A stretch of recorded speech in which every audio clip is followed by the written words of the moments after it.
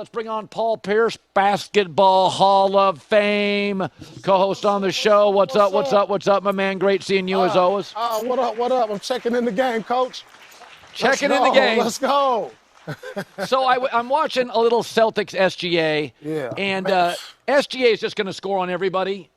You can't stop him at all. So he's not as vertical as Michael or that dynamic. No.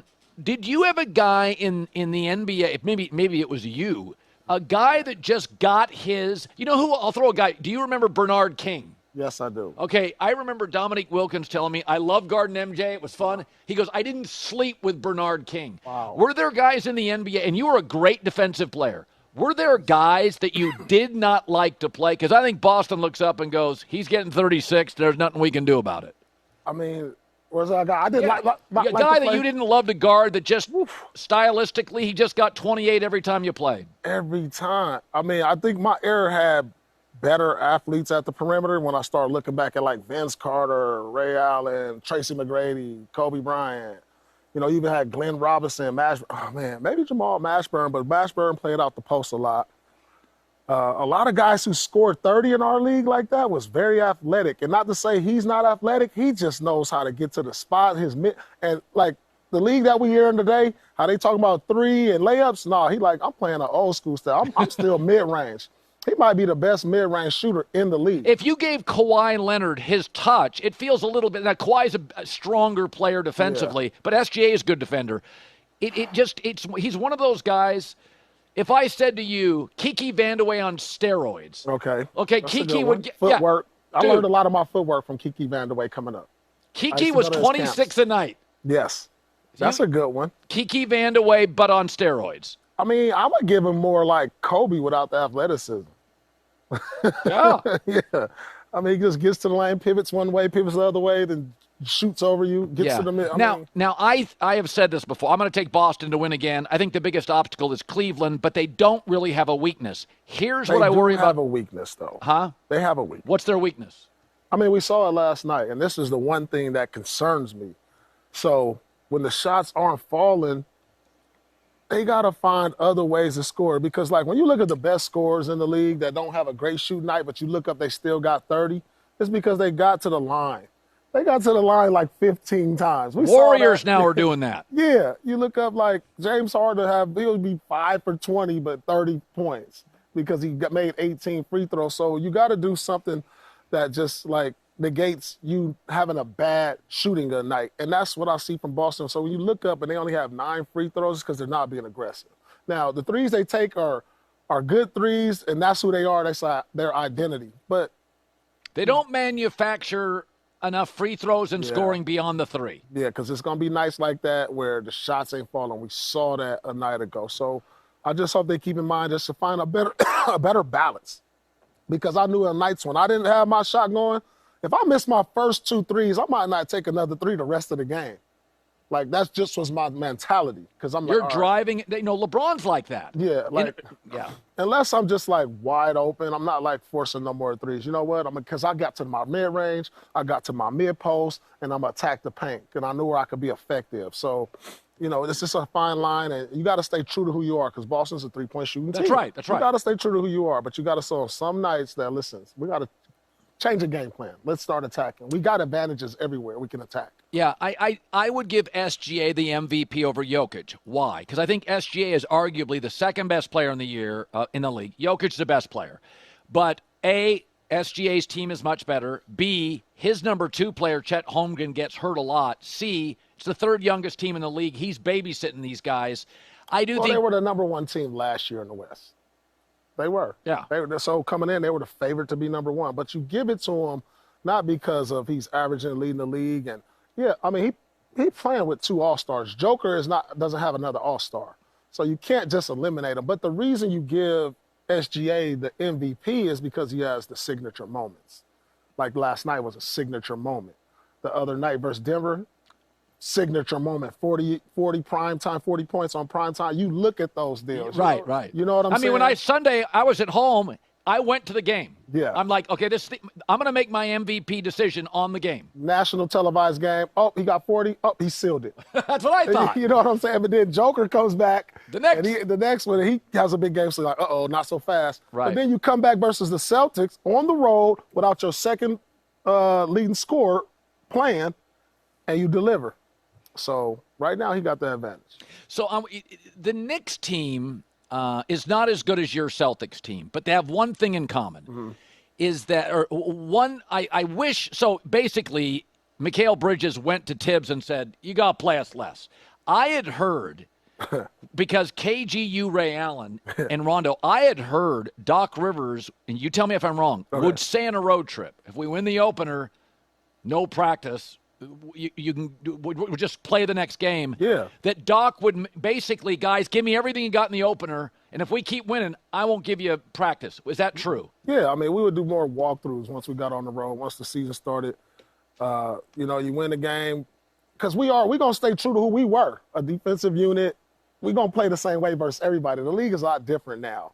We're going to play the same defensive principles where the defensive principles are different. And so win the game on the road, all right, we'll get the next night off. But then in game day the next day, we're going to have shoot around and walk through. So we'll still get to the game plan, but it's no need to practice and run up and down and bang with each other when your season is toward the end of the season and you need healthy bodies. I mean, I watch the Knicks and the Blazers. Here's the advantage for the Knicks being 0-10 against the best teams. The advantage is everybody in the building knows we need another dude. Like in the NBA, you get in trouble when the GM thinks one thing, the owner thinks another, the coach thinks another. Everybody knows we probably got to upgrade off Cat or some piece. Do you think there is a piece in the league right now? Who would you part with to get another piece in New York? Ooh. So they move Randall to get Cat. Cat's the easier, more effortless offensive player. Randall's better defense. Is there a guy you like? Like, I'll give you one. I got one. KD? I mean, KD can help anybody who's right on the line. But, I mean, don't they kind of need a catch and shoot?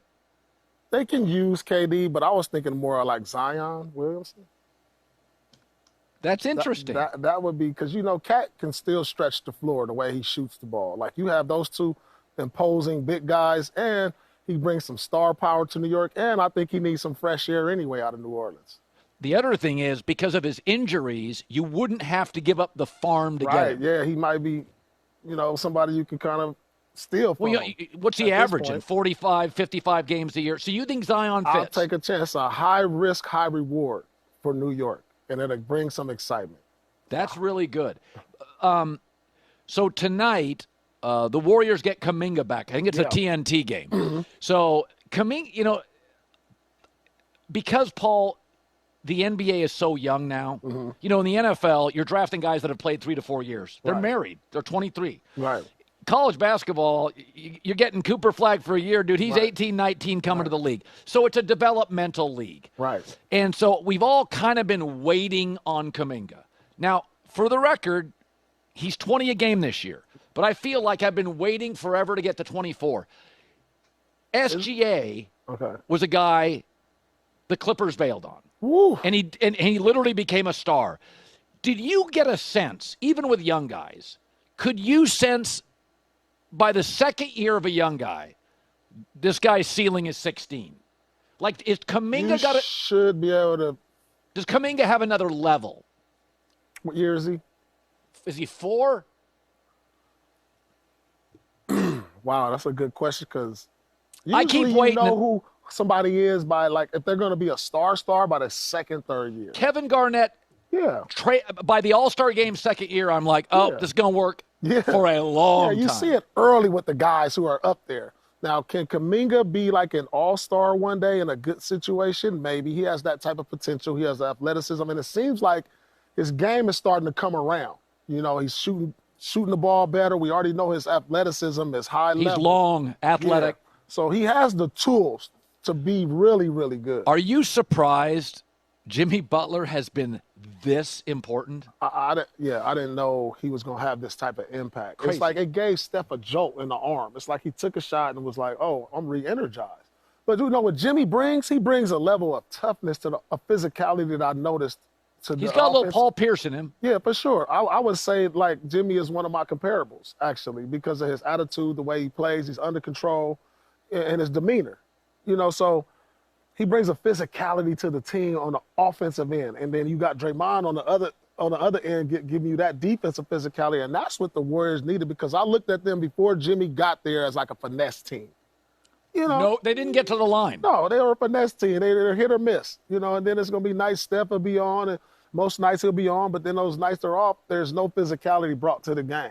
And he's bringing that, and that's going to be dangerous. And then you're going to have Steph close you out. He keep it close, like Jimmy is like the guy in the boxing ring that just give you body blows. You know what I'm saying? Like it just starts wearing on you. Right, you know right, what I'm right. saying? By the 10th round, you just can't take it no more. So, I said this. OKC will be a good home team in the playoffs.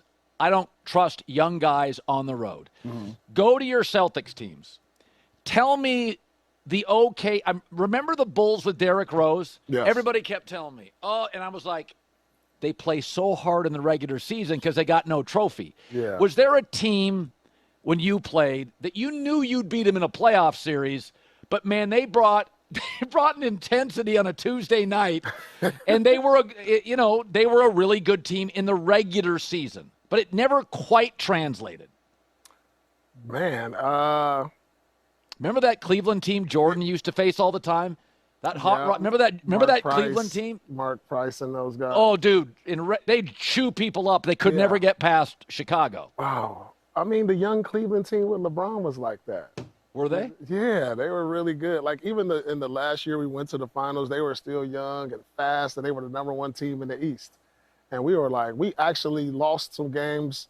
We could have been like, saw them in the conference finals or second round. We chose to lose a couple of games to see them in the second round because we knew we could get them in a playoff set. Right. So, they remind me of that team right there because Cleveland this was 2010. Right. And this was when Cleveland was number one seed in the East. They won like 60. Okay, so I'm going to throw a crazy theory at you. Mm-hmm. Okay, I want you to have an open mind to my theory. Okay. So LeBron, at 40 years old, was carrying the Lakers. They make the move to get Luka. He's not in shape. He's playing in shape. And then Jackson Hayes and Rui get banged up, and Austin Reeves.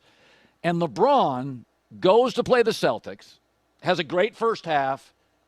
Boston pulls away. He feels a little tweak in his groin. And LeBron says, Daddy's going to take some time off. Yeah. You young guys get healthy. I'm looking at the schedule. It's outrageous. Yeah. And that LeBron could play, and I am defending LeBron on this. Yeah. It's like a baseball team in August. A starter's like, yeah, my elbow's a little sore. I'll wait till the playoffs. That look, and I'm not saying LeBron's dogging it, but I'm saying he's like, it's a little tweak. I've been carrying you guys for 3.5 months. Yeah. I look at it like, it's pretty brilliant, actually. Because he said, all right, they were in the 4th or 5th seed. Luka comes, they make a push. They push all the way to the 2nd seed. They're like, all right, we got some cushion. All right, we have a month, 3 weeks left. You know what? 2nd seed is great, but the most important thing is we need to be healthy. So we don't even care. We made our push. We're going to be in the playoffs as long as we're not in the play-in. So now if we slide all the way to 5, we don't mind, because if we go into the playoffs as a healthy team, the Lakers are still going to be dangerous. Yes. Because look who's ahead of them. Who do you trust ahead of them? Even at 5, who do you trust? Houston? No, I trust Golden State. Okay. But they won't play Golden State. That's right. Golden State will probably come in at that 6. But Memphis? You trust them versus the Lakers? No. Houston can't shoot. The only team that you're like, OKC, they're young. Like, come on. You got to understand, listen, as a young team, when the production starts, and what I call the production, it's the playoffs. It's the production.